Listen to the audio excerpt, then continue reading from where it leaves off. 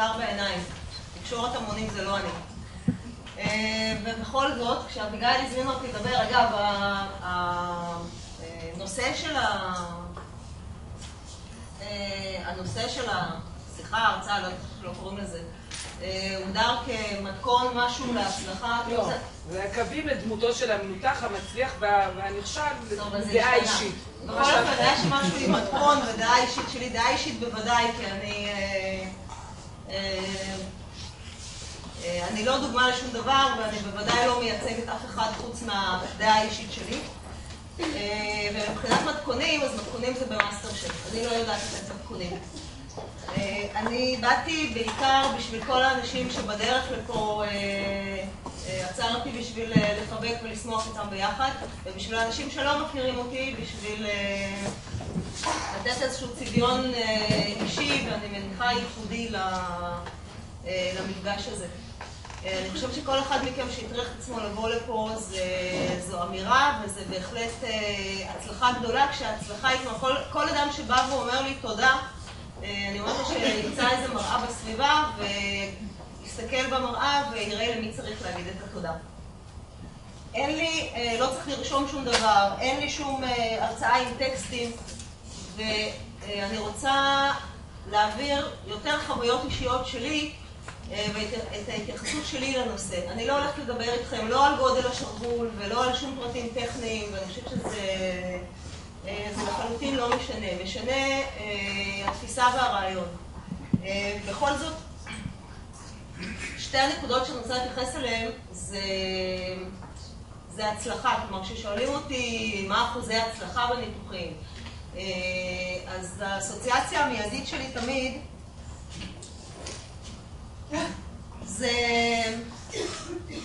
זה פואד דוב, שאמר שכשיוצאים למסע לקוטב הצפוני, אז כדאי שלפחות מישהו מהמשתתפים ידע מה זה צפוני, איך נראה צפוני ומה זה קוטב. אז התשובה למה אחוזי ההצלחה היא איך מגדירים הצלחה. וכל אחד יש לו את ההצלחה שלו. אז אנחנו נדבר קצת על מה המשמעות של ההצלחה האישית של כל אחד, וקצת מה עושה הניתוח או לא עושה הניתוח בתוך כל התהליך הזה. אני חושבת שמילת המפתח, וזה משהו שאני אומרת לכל אדם שאני מדברת איתו לפני הניתוח, זה שמילת המפתח זה שאנחנו מדברים על תהליך. אני לפני שנים הלכתי להיות כירורגית, כי יש לי פיוזים מאוד קצרים ואני צריכה תוצאות. כלומר, יש בעיה, אני צריכה משהו אופרטיבי ותוצאה ומה יוצא מזה. ומכירים את זה שאתה חושב שמישהו יושב למעלה וצוחק? אז במסגרת המישהו הזה שצחק עליי, אני מתעסקת בתחום שהוא הכי לא תוצאות מיידיות שיש. וכל פעם לפני הניתוח, אני אומרת לבן אדם, אחרי הניתוח, אתה אותו משקל, רק גם כואב לך בתפרים. כך שמבחינת תוצאות מיידיות, זה אולי התחום היחיד בכירורגיה שבו הניתוח לא פותר את הבעיה. אנחנו רגילים, הכירורגים רגילים לבוא ולהגיד, אני מוישה גרוס, יש בעיה, אני פותר את הבעיה בניתוח. הניתוח הזה לא פותר את הבעיה. כל מה שהניתוח הזה עושה, זה נותן לכם איזשהו ארגז כלים או קופסת צבעים, או כל אחד איך שמתאים לו לראות את זה, כהתחלה של תהליך. שלמעשה התהליך הזה מתחיל מבחינתי עוד לפני זה לא משנה בכלל באיזה שלב של התהליך מגיע הניתוח. התהליך מתחיל עוד ברגע שהאדם יוצא מהחדר שלי, או אפילו שהוא נכנס לחדר שלי. אחד התנאים מבחינתי לניתוח, שאני אומרת לאנשים עם אותה, כלומר, הפטנט הזה של עוד חודשיים יש לי ניתוח, אז בינתיים אני הולכת לבדוק את כל המסעדות בתל אביב, לא עובד. כלומר, מי שמגיע לניתוח עוד 7 קילו, יכול מבחינתי לא לבוא, כי אין ניתוח. זה תהליך שבו אתם לוקחים חלק גדול. אני חושבת שהבסיס לאיזשהו סוג של הצלחה, זה שהאדם מאמין שהוא מסוגל לעשות את השינוי. השינוי הוא שינוי שאתם עושים. יש בדרך אנשים שעוזרים, אנשים, גורמים כאלו ואחרים, חלקם מיוצג פה יפה בערב הזה, חלקם לא. וכל אחד גם צריך לבחור לעצמו את מה שהוא מתאים לו. כלומר, כשאני מדברת עם אנשים על איזושהי מערכת תמיכה שצריכה להיות אחרי ובמהלך אותו תהליך שינוי, כל אחד צריך לבחור עבור עצמו מה טוב לו. מישהו טוב לו הקבוצות של אביגיל, ומישהו טוב לו הרי קרישנה, ומישהו טוב לו טיפול אישי בארבע עיניים. אנשים הם שונים, וכמו שאנשים אריזים הם שונים, גם האנשים השונים הם שונים. אין שטנץ, כלומר, מגוון הדיכוטומיה של האנשים שמגיעים אליי היא מדהימה. אין שום דבר דומה בין הקצוות. אנשים מגיעים לאותה בעיה ממקומות שונים לחלוטין. אני חושבת שהבסיס לשינוי הוא עצם האמונה שאתה מסוגל לעשות את השינוי. אוקיי? אז יש... זו וריאציה על מישהו שמאמין בעצמו. בסדר?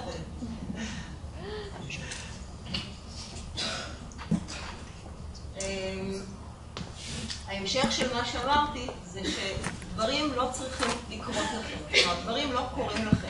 כדי שיקרה שינוי, כדי שתהיה אותה הצלחה מיוחדת, צריך לעשות משהו אקטיבי. כלומר, זה לא, אתה בא אליי עם הבעיה ובואי תפתרי לי אותה, אלא מי שצטרך לעבוד מאוד קשה בשביל לפתור את הבעיה, זה אתם עצמכם.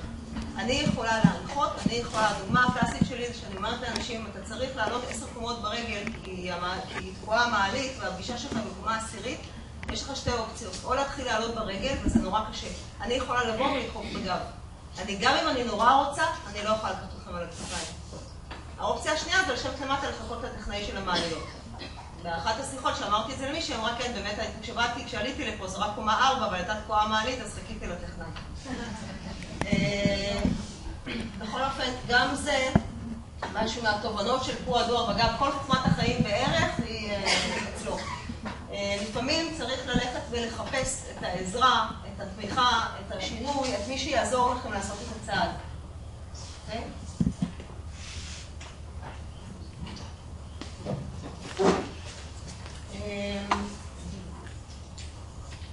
כל הטוב שאתם יכולים לעשות לעצמכם נמצא בעצם בתוככם.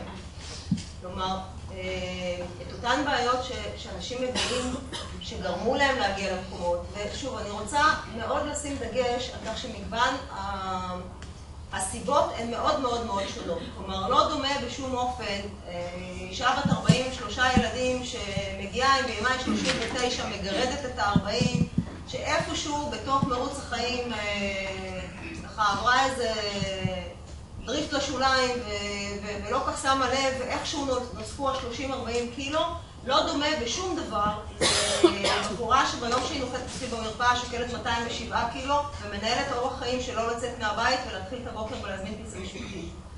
אין שום דבר משותף לשתי האנשים האלה. ולכן גם הפתרון לא יכול להיות אותו פתרון. ולכן ההתייחסות המספרית בלבד בקריטריונים לניתוח והבדיקות וכו', לא עשינו בזה שום דבר. כלומר, ההתייחסות לא יכולה להיות אותה התייחסות, כי אם אנחנו לא נעשה עוד משהו בשביל הבחורה השנייה, אז לא תהיה שום הצלחה. כמו שאתם רואים, הדרך להצלחה יכולה להיות מאוד שונה. והיא לא תמיד קלה, והיא לא תמיד ישרה, ולא תמיד אפשר לנבא אותה. ולכן גם אחד הדברים שאני תמיד אומרת לאנשים, אל תשבו. כלומר, אמרו לי, סיפרו לי, למה היא ירדה 400 גרם יותר ממני, למה הוא ככה, למה הסבתא שלי ולמה השכנה שלי. כל אחד יש לו את הקצב שלו, כל אחד יש לו את הנתונים הבסיסיים שאיתם הוא מתחיל, וכל אחד מתחיל ממקום אחר. כלומר, שוב, מישהו שמתחיל מ-160 קילו והוא בן 22, לא יכולה להיות הירידה שלו כמו מישהו שהוא בן 59 ומתחיל מ-89 קילו והבעיה העיקרית שלו זה סוכרת. אז זה משהו שלא נהיה, זה כמו להשוות אחוזים לבננות, זה בלתי ניתן. טוב, לא כל כך רואים, אבל מה שהכוונה אצלה, מי שמופיעה בשקופית הזו זה פנדורה. ופה אני רוצה לגעת בתחום, במאפיין מאוד מאוד חשוב של כל התהליך הזה שאנחנו מדברים עליו. היה אצלי השבוע בחור מדהים, מקסים, באמת, מאלה שאני אומרת לו על השווה לאכול הרבה קש בשביל שיחה אחת כזו פעם שאמר לי, לקח לי 3 שנים של טיפול פסיכולוגי בשביל להבין שאבא שלי לא חיבק אותי, אהלן שי. כשאנחנו מתחילים לגעת בחומרים שהביאו אותנו להשמנת יתר החולנית, המון פעמים אנחנו פותחים איזה סדק בתיבת פנדורה שכל אחד סוחב אחריו. אני חושבת שא' צריך להיות מודעים לזה, וב' צריך לחשוב על זה ולתכנן מראש. כל מי שלא מכיר אותי, אני מניחה שכל מי שיושב פה יודע, אני במקום ללכת לפסיכולוג, אני הולכת לנהוג. אז בנהיגה יש מושג שנקרא צפי תכנון. נורא חשוב לחשוב מראש על מה הולך לקרות, מה תהיה התוצאה של הדבר שאליו אנחנו נכנסים. כלומר, אם אני לא אחשוב על איך אני נכנס לסיבוב, הסיכוי שלי לצאת ממנו טוב הוא יותר קטן. כשאנחנו הולכים ומקלפים את עשרות הקילוגרמים המיותרים, יש לזה מחיר. המחיר הוא בין השאר לוותר על ההגנה, וכמה שזה נשמע אולי אבסורד, אבל עשרות הקילוגרמים הם מגנים עלינו. אותו בחור אמר לי, כל החיים תמיד היה לי את התירוץ. לא הולך לי עם בנות כי אני שמן. אני לא מצליח בלימודים כי אני שמן. אני לא יכול לרוץ כי אני שמן. מה אני אגיד לך שירדו 50 קילו? למי אני אבוא בטענות? וזאת הכוונה בתיבת פנדורה. דבר נוסף שצריך לחשוב עליו, שוב, אני רק זורקת את זה בתור, אני לא יודעת לתת את הפתרונות, בוודאי לא מראש. אני רק יודעת לפקוח את העיניים ולהגיד לאנשים, תשימו לב, כי זה הולך להיות לא פשוט. כשאני מדברת על לא פשוט, אני לא מתכוונת לאכול כל 3 שעות וללכת לדיאטנית. זה הקטע הטכני, זה הקטע הכי פשוט שיכול להיות.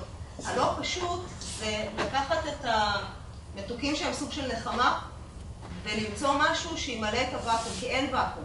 כלומר, ברגע שאנחנו... הייתה לי פעם מנותחת שאחרי הניתוח, לפני הניתוח נורא דאגה מהניתוח. אחרי הניתוח שהכל היה בסדר, הייתה נורא בלחץ מזה מההמוגלובין. וכשההמוגלובין היה בסדר, אז הייתה נורא בלחץ מהלחץ דם. וכשגם זה התאזן, אז היא הייתה נורא באי שקט. אמרתי, תגידי, את צריכה עוד משהו בשביל לדאוג, כאילו, מה העניינים? ואחרי תקופה, היא ירדה יפה, אבל משהו מהשקט הנפשי שם התערער.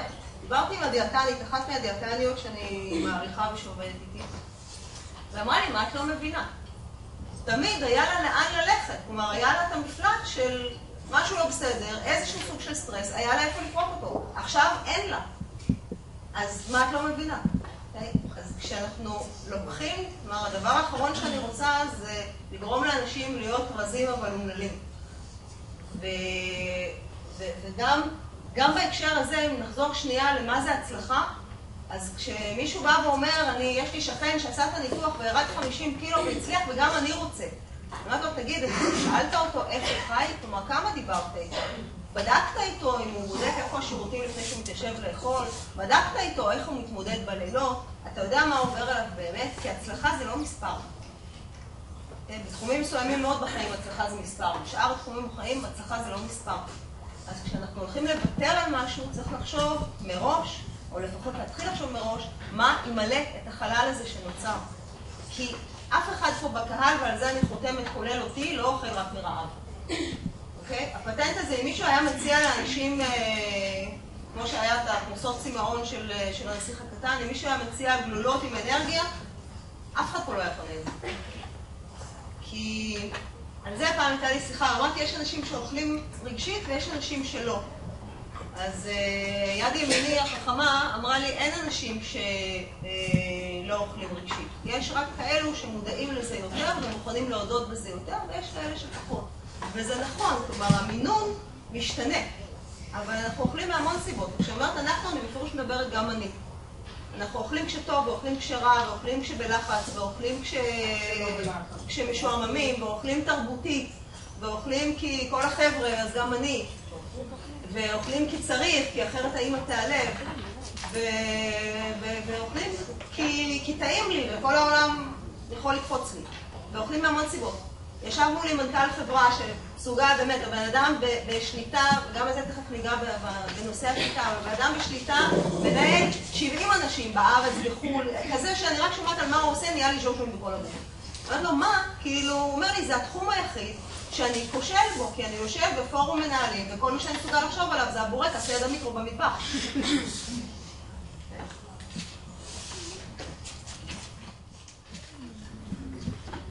חלק מהחוכמה זה בא ביחד עם עוד אחד. זה כזה שלא ידעתי לבחור, אז הבאתי את שניהם. בשנה, איזה שנה לומדים פסיכיאטריה? אני חושבת שנה 5. היה איזה... בכלל כשהלכתי ללמוד לתואר רציתי להיות פסיכיאטר, בתכלס. והסיבה שזה לא צלח התחום הזה, זה כי אני בכל זאת צריכה פתרונות.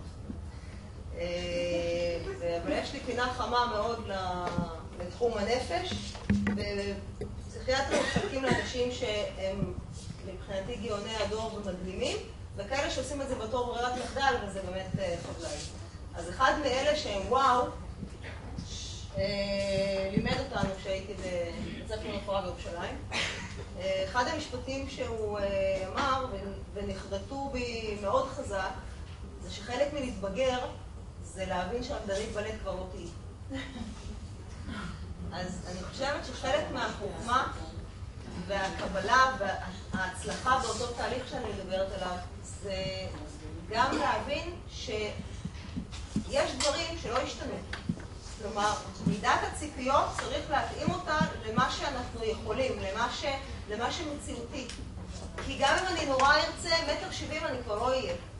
כלומר, שום ניתוח ושום מנתח הכי קוסם בעולם לא יכול להפוך אותי ל1.75 עיניים ירוקות ובת 22. וואלה. אולי אני לא ירוקרו. אז אני חושבת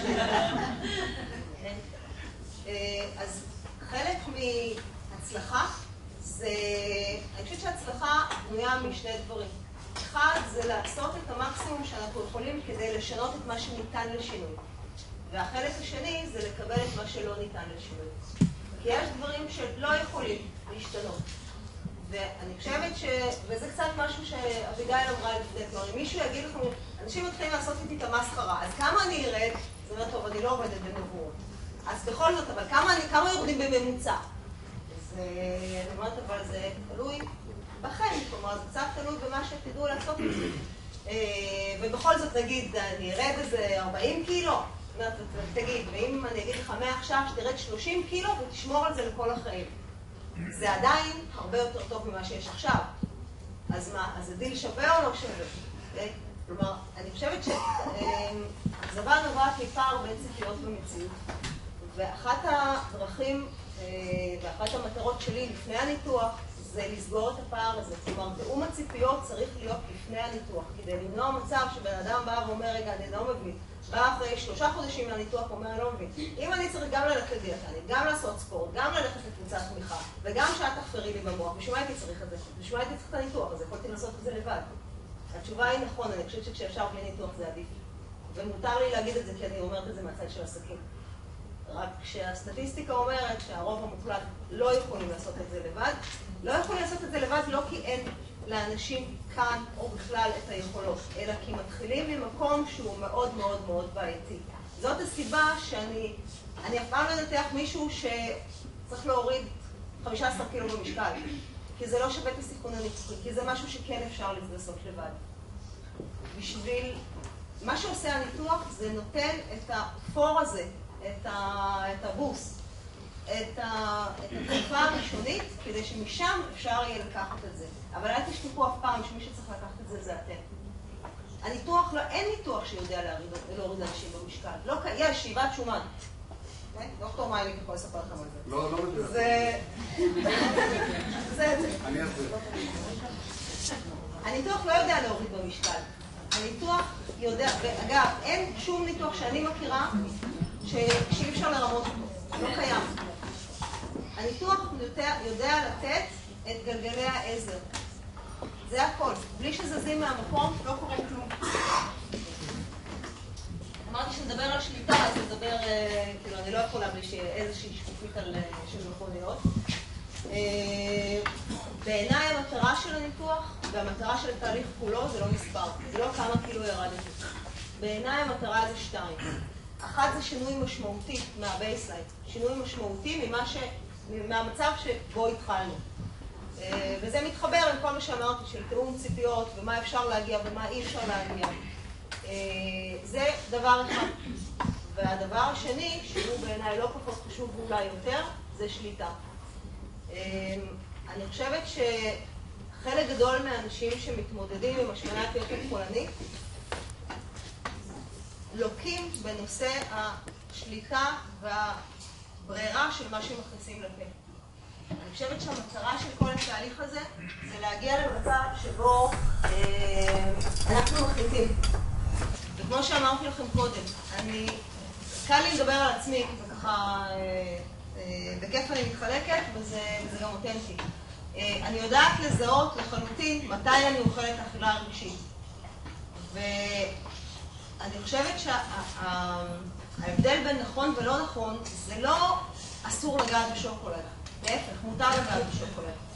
מותר לגעת כל הזמן זה שעכשיו אני פיסטוף, מותר, אני רוצה את האכילה הרגשית שלי, מותר לי לאכול את השוקולד. הלא טוב זה כשזה אופס רגע נגמרה הקופסה של המקס ברנר. זה ההבדל שצריך לעשות. כלומר, כל ההבדל הוא בין אני מחליטה, אני בוחרת, רק שעל הכרטיסייה של חופש הבחירה, הצד שני כתוב אחריות. כלומר, הדבר הבא שאני רוצה שיקרה זה שתיקחו אחריות על מה שאתם עושים.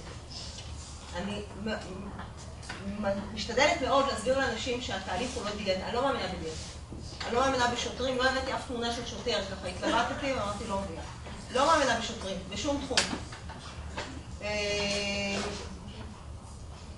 אני לא רואה את עצמי כשוטר, ואני יודעת שחלק מהכירורגים כן חושבים שזה כלומר, חושבים שאנשים שמנים הם עברייני אכילה סורקול, והתפקיד שלהם זה לעצור אותם. אני לא חושבת שזה נכון. גם כי אני לא מסוגלת, כי עם כל האומניפוטנציה שלי אני לא הולכת עם אף אחד הביתה ויושבת לו פה על הכתף ומוצא לה את הסנדוויץ' מהפה. זה לא יקרה. וגם כי אני לא מאמינה בזה רעיונית. אני חושבת שהשליטה צריכה להיות של הבן אדם. וכדי שתהיה לכם את השליטה, אתם צריכים לקחת אחריות.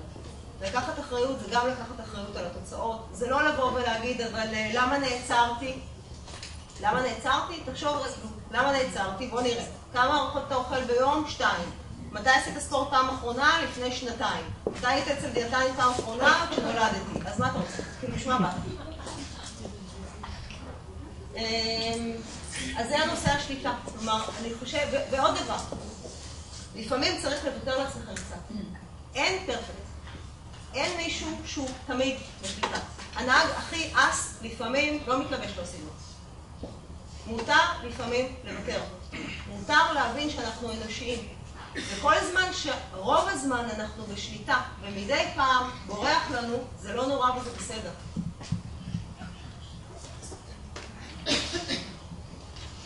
טוב, זה שקופית שלא במקום בדיוק. זה להדגים שאני מדברת על תהליך. שוב, זה תהליך. זה לא משהו שקורה בככה. זה לא משהו לקחת משהו מקלוקל ולתקן. או שאולי זה כן לקחת משהו מקלוקל ולתקן. רק משהו שקלקלנו 40 שנה או 20 שנה או 60 שנה, אי אפשר לתקן בחודשיים. אי אפשר לתקן בחצי שנה. זה משהו שלוקח זמן. ועוד דבר שאני רוצה לשים עליו את הדגש, בוא נראה רק... אוקיי, דווקא זה טוב. עוד דבר שאני רוצה לשים עליו את הדגש,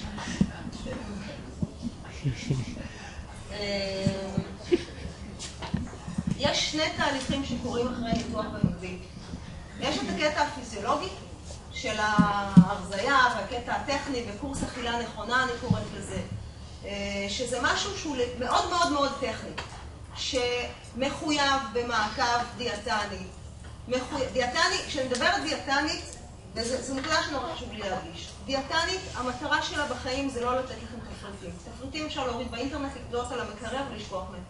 דיאטנית לא מתפקידה להגיד כמה קלוריות יש בעגבניה, וגם לעומת זאת לא לחדש לכם. כלומר, לפעמים אני שומעת מאנשים, בשביל מה אני צריך לבוא לדיאטנית, היא לא מחדשת כלום. הדיאטנית זה לא בשביל תאומת לב. לחדש, תקראו בגוגל. היא לא צריכה לחדש לכם שום דבר. היא צריכה להיות הבן אדם שמולו אתם עובדים, כי זו מערכת של מקצה שיפורים בכל פעם מחדש. היא צריכה איתכם ביחד למצוא את הנוסחה, לאפשר לכם לאכול אכילה נכונה. וכל פעם לעשות את התיקונים הקטנים האלה, של ללכת הביתה לראות איך אני מיישמת מה שדיברנו, לחזור ולהגיד איפה הבעיות. רוב היום אני בסדר, בערב אני בורח למתוקים. לפתור מולה את הבעיות. המטרה של השקופית הזו זה... המון כירורגים יודעים להגיד מרכז מולטי-דיסציפלינרי וכל מיני, כלומר, מעט מאוד מהם באמת מתכוונים לזה ויודעים למה, כאילו, מבחינתם זה סוג של צ'קליסט כזה שצריך לסמן ויים, כי זה מה שמשרד הבריאות מחייב. ראה דיאטנית, ראה פסיכולוג, ראה את סבתא שלי ועשה את הפסיכולוג. אבל בעבודה הצוות הזו יש משהו מהותי. המהותי הוא שיש כמה פונקציות אותה מערכת תמיכה שדיברתי עליה מורכבת מכמה פונקציות. אני עם כל הכבוד, אני לא מסוגלת למלא את כולן. ולכן כשאנשים באים ושואלים אותי, אבל איזה ויטמינים? זאת אומרת להם, אני לא עובדת בוויטמינים, בשביל זה יש דיאטנית. יש דברים ייחודיים שכל אחד צריך לתת את הדבר, את התחום שבו הוא עובד. ולכן הצוות המולטי-דיסציפלינרי חייב לכלול גם את הכירורג הבריאטרי, גם איזושהי פונקציה מתחום הרגש נפש, מה שזה לא יהיה. גם דיאטנית בריאטרית, גם את קבוצת התמיכה, אף אחד מהם הוא לא במקום השני. זה שאני הולך לקבוצת תמיכה זה מצוין, אבל זה בשום אופן לא במקום ללכת לדיאטנית שזה התפקיד שלה. וזה בשום אופן לא ללכת להתייעץ, כלומר ההתייעצות עם בני מייליק לא יכולה לבוא, אי אפשר להחליף את זה בשום פונקציה אחרת. כי זה האיש, זו הפונקציה, הוא בר הסמכות. אי אפשר לקרוא על זה במקום אחר ולהגיד, שמעתי שקראתי בפורום, שמעתי מנותחים אחרים. זה משהו שאסור לוותר עליו. כי כדי שזה יצליח צריך גם וגם וגם וגם, ואף אחד זה לא במקום השני. עכשיו, התחלתי להגיד קודם, וזה חשוב לי לומר את זה. כלומר, התהליך הולך בשני כיוונים.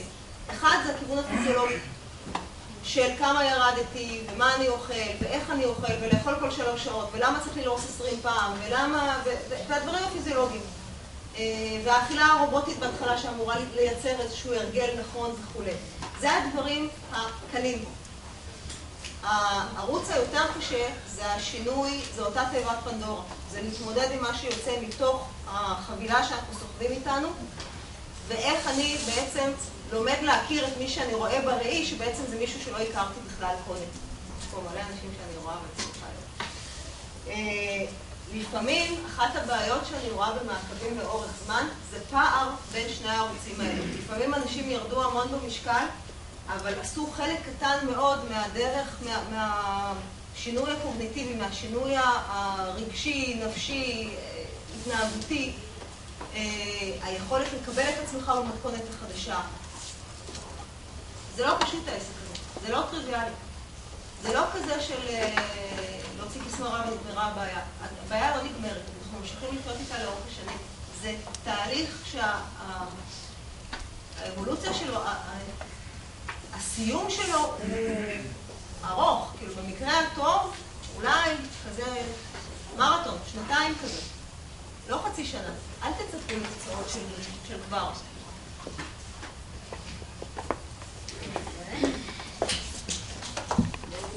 וזה קצת לחזור לנושא המוטיבציה. אני שומעת המון פעמים, אני לא יכול לאכול 6 ארוחות ביום, אני עובד קשה, אני לא יכול, אין לי זמן לעשות ספורט, אני טייס בנאסא, אני יכול לחדר ניתוח, אני כל מיני. תקשיבו, אני מכירה נורא מעט מקצועות שלא מאפשרים לחלוטין לנהל את לוח הזמנים. חלק מהעניין זה להחליט שאתם עושים את הזמן. חלק מהעניין זה להבין שמי שאחראי על לוח הזמנים שלכם זה אתם. ומה שכתוב על הלוח זה שאם אתם באמת רוצים לעשות משהו, אתם תמצאו את הדרך. ואם אתם נורא לא רוצים, אז אתם תמצאו את התירוץ. יש חוברת תירוצים כזו גדולה. בסדר?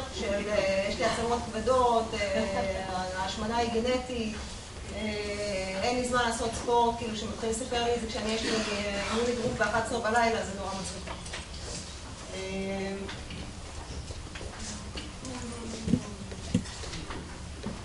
וזה בעצם